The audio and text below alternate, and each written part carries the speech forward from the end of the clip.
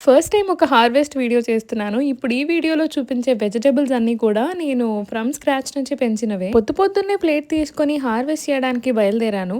First అయితే పాలకూర దగ్గరికి వెళ్దాం. మీరు చూసారో లేదో నా షార్ట్స్‌లో చాలా వరకు స్క్రాచ్ నుంచి పెంచిన వెజిటబుల్సే ఉంటాయి. సపోజ్ మీకు గార్డెనింగ్ అంటే చాలా ఇష్టం అనుకో, బట్ మీరు బిగినర్ అయ్యుండొచ్చు, లేదా ప్లేస్ సరిగ్గా ఉండకపోవచ్చు, గార్డెనింగ్ మీద ఐడియా లేకపోవచ్చు.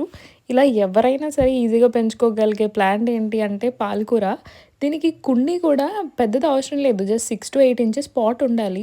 డెప్త్ తక్కువ ఉన్నా పర్లేదు కానీ విడ్త్ ఎక్కువ ఉండేలా చూసుకోండి. ఫస్ట్ అయితే ఈ ఫ్రెష్ పాలకూరని హార్వెస్ట్ చేసేద్దాం. అంటే హార్వెస్ట్ మా మమ్మీ చేస్తున్నారు. నేను వీడియో తీస్తున్నాను అనమాట. నేను పాలకూరని సీడ్స్ నుంచి పెంచాను. నాకు హార్వెస్ట్‌కి ఈ సైజ్‌కి రావడానికి ఒక 1 మంత్ దగ్గరగా పట్టిందనుకోండి. 28 డేస్ అలా పట్టింది.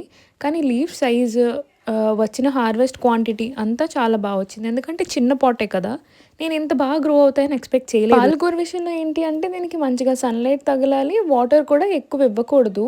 మీరు తీసుకునే సాయిల్ కూడా వెల్ డ్రైనింగ్ అయ్యుండాలి. అంటే నీళ్ళు వేసిన వెంటనే అవి కిందకి వెళ్ళిపోవాలనమాట. మట్టి అబ్జార్బ్ చేసుకొని ఉండకూడదు. అప్పుడే పాలకూర బాగా పెరుగుతుంది.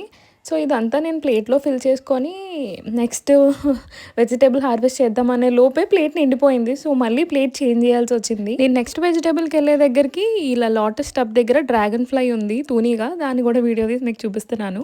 ఇలా పాలకూర నిండిపోయిన వెంటనే నాకు ఫుల్ ఎక్సైట్‌మెంట్ స్టార్ట్ అయింది. ఎందుకంటే కొంచెం పెద్ద హార్వెస్టే వస్తుందనిపించింది.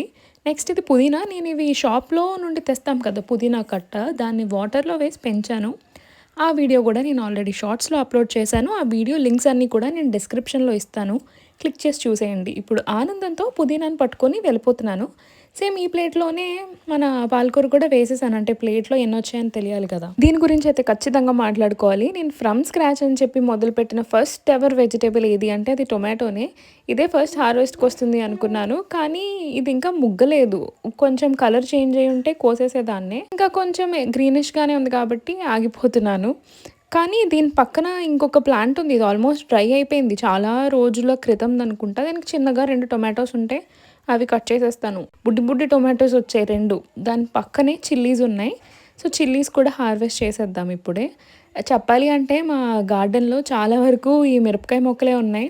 మిరపకాయలు ఎంత ఈజీగా పెరుగుతాయో ఇవొకటి, క్యాప్సికమ్ ఒకటి చాలా ఫాస్ట్ గ్రోయింగ్ అనమాట. మన అందరి ఇంట్లో ఇంచుమించు ఎండుమిర్చి, పచ్చిమిర్చి ఉంటాయి. ఇవి తీసుకెళ్ళి మట్టిలో వేసేస్తే చాలు చాలా ఫాస్ట్‌గా మొక్కలు పెరిగిపోతాయి. మీరు కనుక పెద్ద హార్వెస్ట్‌లా కనిపించాలి మీకు అనుకుంటే మిరపకాయలనే ప్రిఫర్ చేయండి. చాలా బావుంటుంది. చాలా ఫాస్ట్ గ్రోయింగ్ కూడా. నేను ఒక మినీ హార్వెస్ట్ వీడియో పెట్టాను షార్ట్. అది కూడా చెక్ చేయండి. నెక్స్ట్ అయితే ఇది స్పెషల్. ఎందుకంటే అన్నీ స్పెషల్ అని చెప్తున్నాను కానీ ఇది కొంచెం ఎక్స్ట్రా స్పెషల్.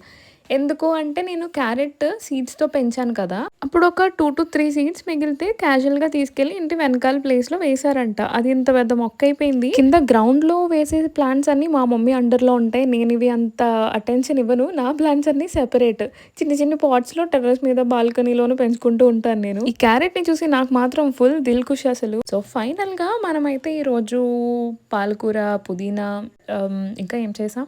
టొమాటో, మిర్చి, క్యారెట్ 5 ఐటెమ్స్ చేసాం. ఇంత హార్వెస్ట్ వస్తుంది అనుకోలేదు. బట్ చాలా మంచి హార్వెస్టే వచ్చింది. అది కూడా మనకి ఫస్ట్ హార్వెస్ట్ కాబట్టి ఫుల్లీ సాటిస్ఫైడ్. కుదిరినప్పుడు హార్వెస్ట్ వీడియోస్ పెడుతూ ఉంటాను. మీకెలా అనిపించిందో కామెంట్ చేయండి. Bye bye.